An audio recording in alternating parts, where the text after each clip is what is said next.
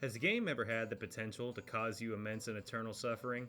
Hi, I'm Bohemian, and this is Stalker 2, a game that will inevitably cause me immense and eternal suffering.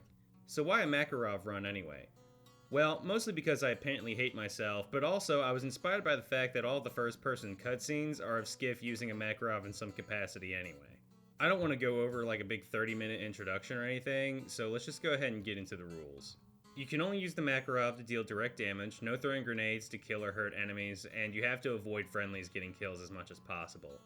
You can use traps, but they have to be triggered with the Makarov, so things like explosive barrels and propane tanks. But there is a special kind of trap that you can make later that I did count, but only had to use once anyway, so it didn't really matter. Glitches are allowed to be used, but they have to be used very sparingly. There was only one glitch that I think I ever exploited in my entire playthrough, and it was the one where you can put all your stuff in the safe in the prologue so that you can get it out later, and that was just so I had money to buy ammo at the start. The game must be played on Stalker or Veteran difficulty. I played on Stalker for this run, but I might bump it up to Veteran for future runs. And melee is allowed, but only with the handgun. I never really did this anyway. I would just shoot breakables open 99% of the time and never actually needed to melee an opponent. The run was done almost completely blind with no wikis being needed. This is mostly due to the use of the compass, which has quest objective markers pretty much everywhere.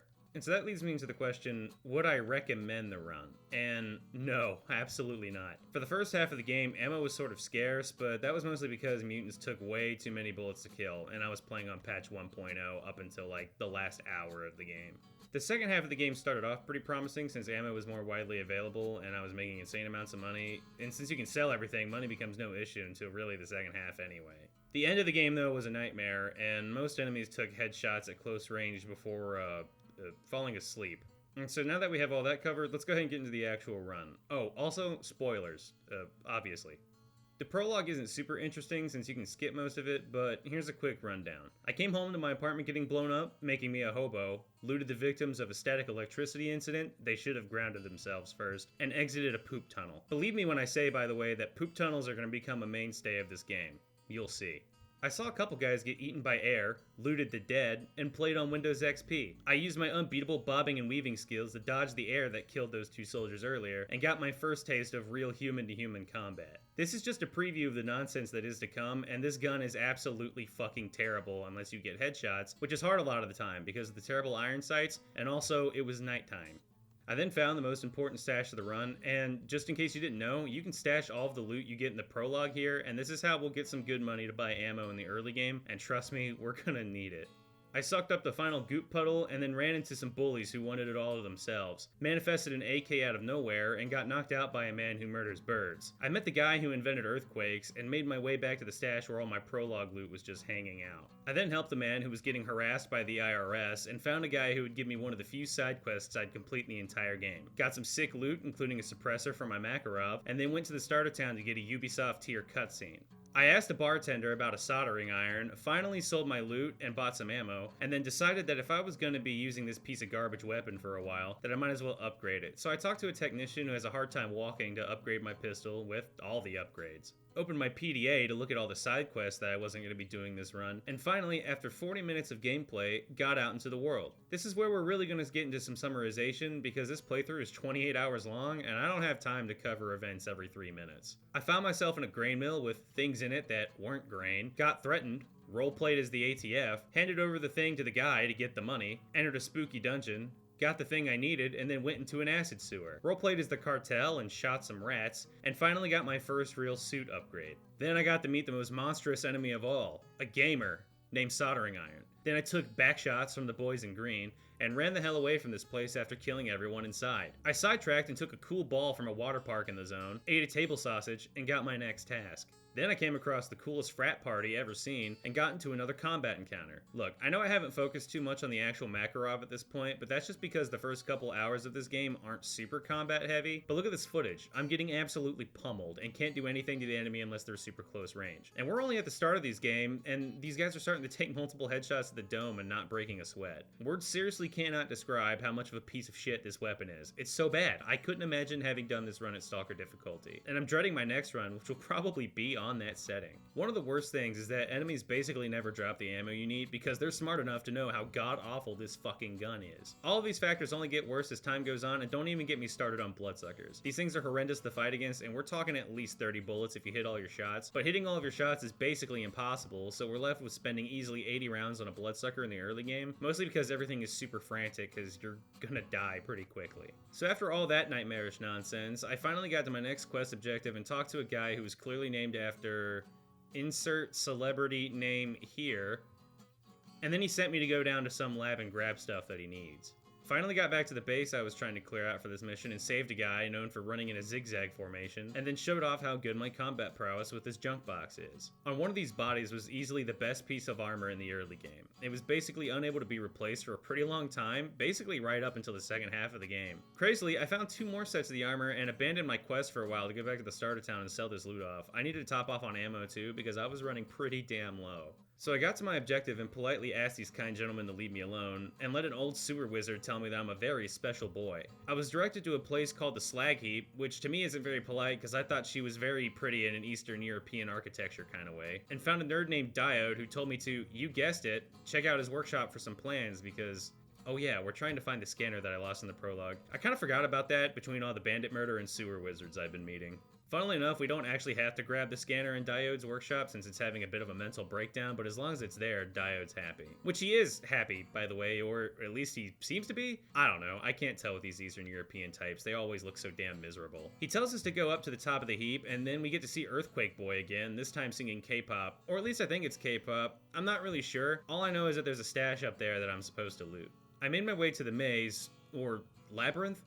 Honestly, I'm just going to call it the translation error because the second I got here, I was harassed by a swarm of rats and I don't respect this place. I lost even more respect for it once some bandit guys decided to harass me and my poor buddy Mac, and don't be fooled by me poning a couple of these noobs. It's only because I finally figured out the accuracy thing and realized if I spam click on the enemy's face that I can get rid of them a tad bit quicker. They still hurt me though, and it takes several shots to down one. After my little trip through the translation error, I made my way to talk to some crime boss guy and I agreed to help him with a problem that he had, but to be honest, I don't tolerate crime in my crime-free zone. So Varin had to vanish, and thus began an absolute slog of a fight with his entire camp. At this point though, I was getting pretty well acquainted with my little buddy, so bandits and the like were getting way easier to take down. Once I took care of the bandit infestation, I went to where the little quest marker told me to go, which was of corpse named the last one, but rest assured, this was only the beginning of my reign of terror in the zone. He would by far not even be close to the last of the corpses I'd be leaving, even though I technically didn't leave his. I went back to the heap and I saw that Diode wasn't actually Diode, but instead that guard from Half-Life, where I was very rudely told to go talk to some sergeant or something. So I did what a good boy would do and I went and talked to him. Turns out I misheard and the guy wasn't a sergeant, but an unpopped kernel of popcorn, which would really explain his explosive personality. The guy must have like ADHD or something because he pulled out a fidget toy and showed me how to use it while talking to me about something mundane. I don't know, I guess I killed all of his men or something at some point. I didn't pay much attention to what was being said, but all I know is that I had to go talk to these guys in this weird green-blue camo that doesn't really blend them into anything. They stick out pretty bad. So I went to some train car that they were living in. It turns out that the sewer wizard leveled up a couple times because now he's on the surface, which is pretty crazy if you think about it.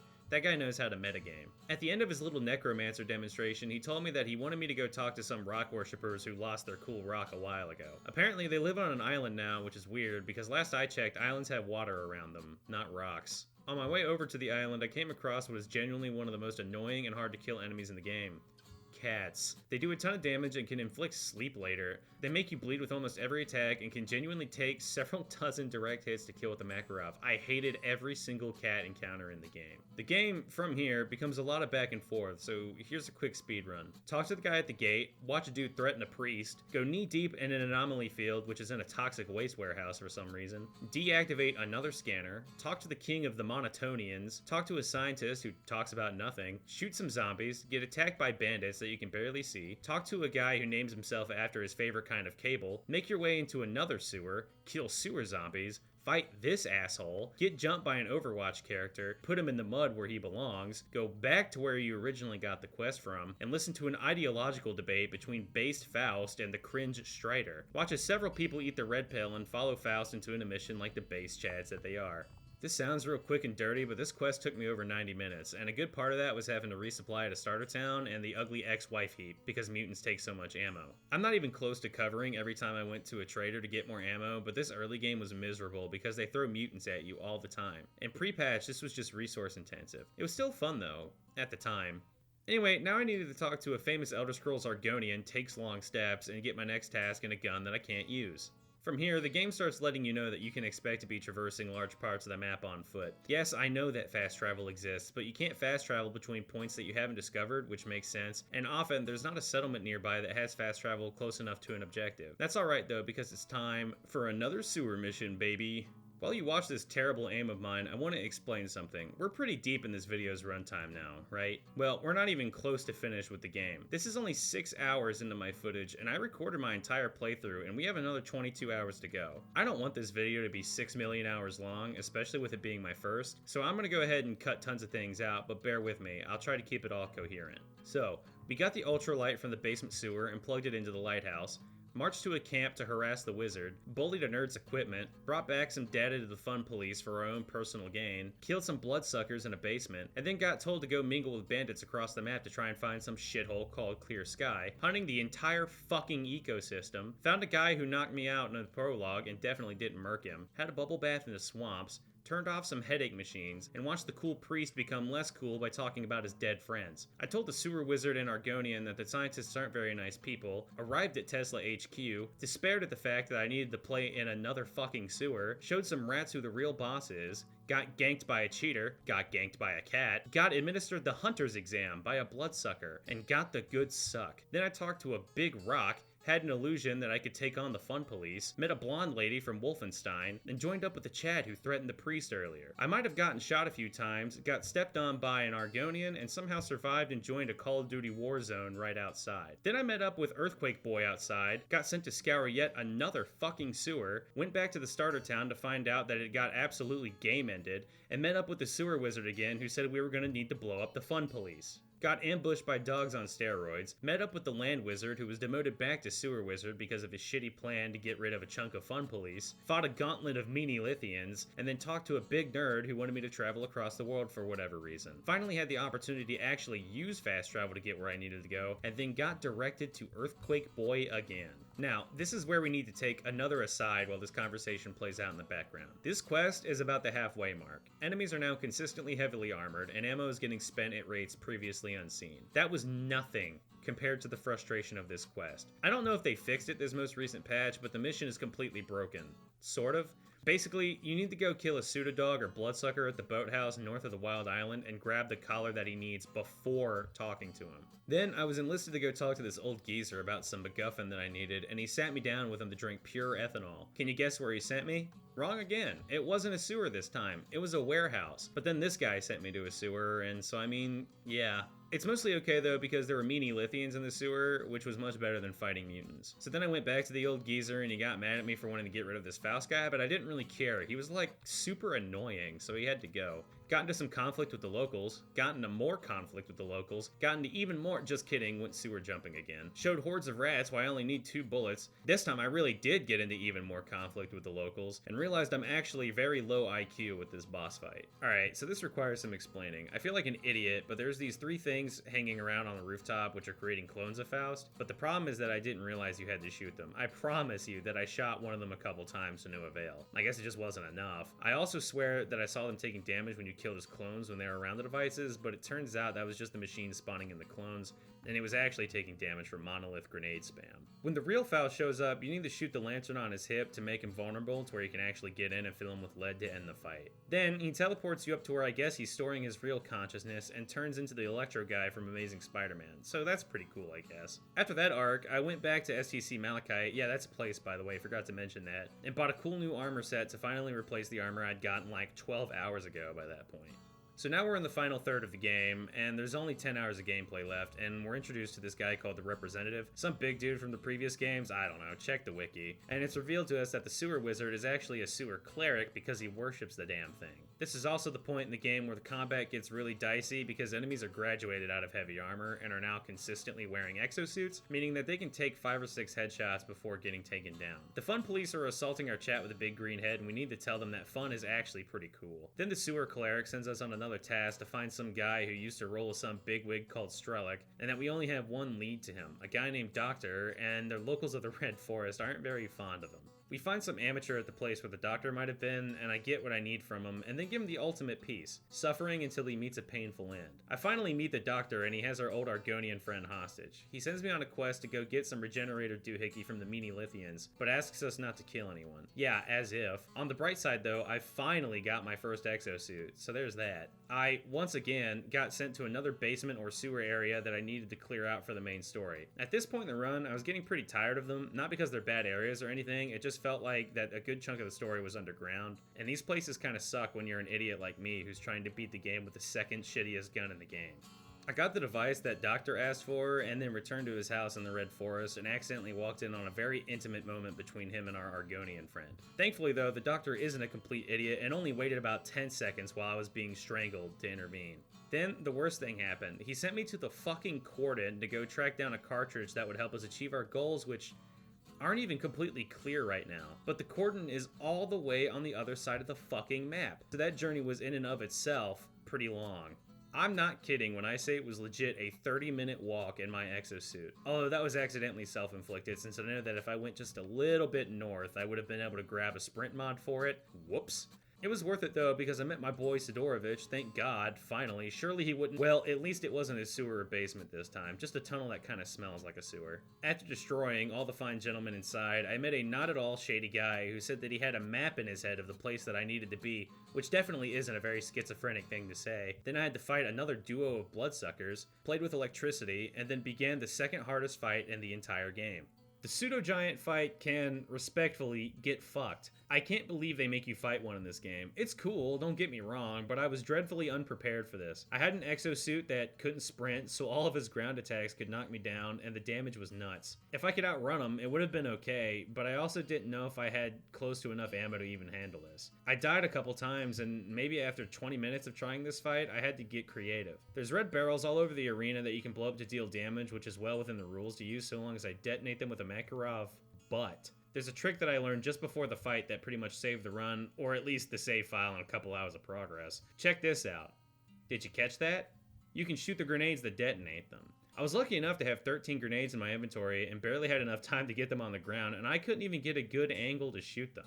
And then a barrel showed me why my wife has a boyfriend, and then, finally, I was able to hit the funny little balls on the ground to make them explode, literally 2 minutes after having dropped them, and the fucker was still breathing. After another 5 minutes of bobbing and weaving and getting pounded into the ground on this single attempt, I finally finished him. I wish I was recording my audio when I did it, because it was easily one of my biggest accomplishments in gaming. That fight was 10 minutes long, just this run, and I do not look forward to completing it on subsequent runs. This is also the only time I used my grenade trap in the whole game. I still had a few hundred rounds of ammo after this, but I was almost out of medkits. I think I could have done it completely 100% with the Makarov, but after reviewing everything, I'm not sure the grenades did as much damage as I thought they were going to.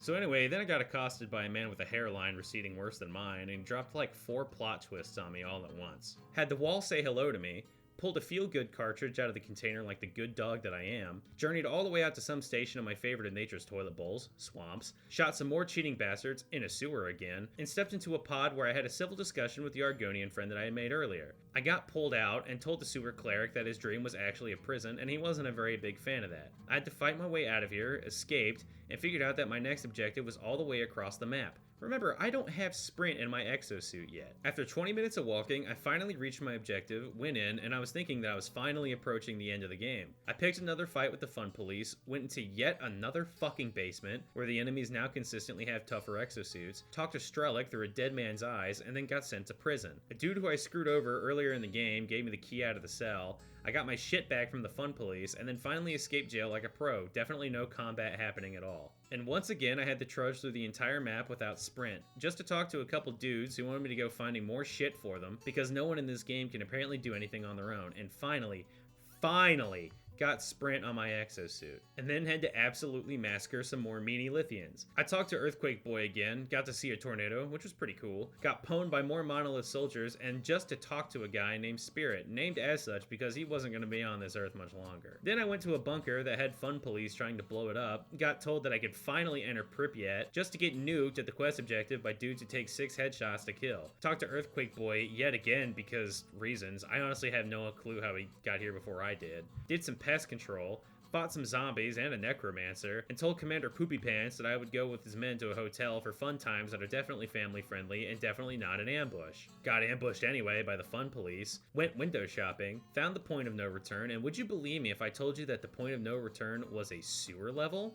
Found myself in a weird predicament, executed a couple fun police for slacking at work, got choked by King Fun Cop, and found out that the green talking head is a farce. I got blown to high heaven, and I woke up next to Strelok and Earthquake Boy, who told me our job isn't finished and we had to tie up some loose ends. I shot the doctor, and this guy got pretty mad about that one, which was kind of weird tonally. It felt a little out of place, but it's alright because it was a cool scene anyway. And then I made my way with Earthquake Boy to get to the Red Fortress to destroy the monolith once and for all. Then I deleted some monolith on the rooftops, met Strelok at the top of the rooftop, thanks for nothing asshole, and then shot my way through more monolith in another fucking basement. Look, we're at the tail end here. This is the end of the game. Room after room of monolith who take half a magazine to the face to put down, who also have invulnerability to bullets after taking some damage. Just rooms full of them. This would be a great climax for the game if I was using good weapons, don't get me wrong, but this was a slog to get through. It wasn't fun in the slightest, but it was super challenging. Shout out to the death hallway that had dudes with Gauss rifles posted up on the rafters who could one-shot me through my new X7 lab armor and top-tier helmet. Double shout out to the room of monolith who have like 8 dudes with Gauss rifles. Luckily though, after you survive for a few moments, the door in the back of the room opens and you can just avoid this section. And then after that, we're done. No more enemies left to fight, and we're clear to get our ending cutscene of choice after making a couple decisions in some of the last quests of the game. While the cutscene plays out, I want to talk about my experiences here. This was, without a doubt, one of the hardest challenges I've had in a long time. The end was kind of boring, but that's to be expected when you're putting yourself through the ringer like this. That said, I had enough fun with the rest of the content that I would like to keep doing these runs. If you're still watching, let me know in the comments what other runs you think I should do. I don't want these videos to be super long just because this is kind of a pain to edit, so I'm going to try and go for a shorter length in the future, but this is kind of a unique scenario because at the time that this video comes out, most of the player base will not have seen the end of the game yet, and let alone challenge runs. I was one of the first people to beat the game, probably out of a few hundred, and whenever I did get my ending, 2 of the other endings on Steam literally have 0% completion. So I guess to answer the question, yeah, you can beat Stalker 2 with just a Makarov. This playthrough was about 28 hours and I died 37 times throughout, mostly in the final stretch. Thanks for watching.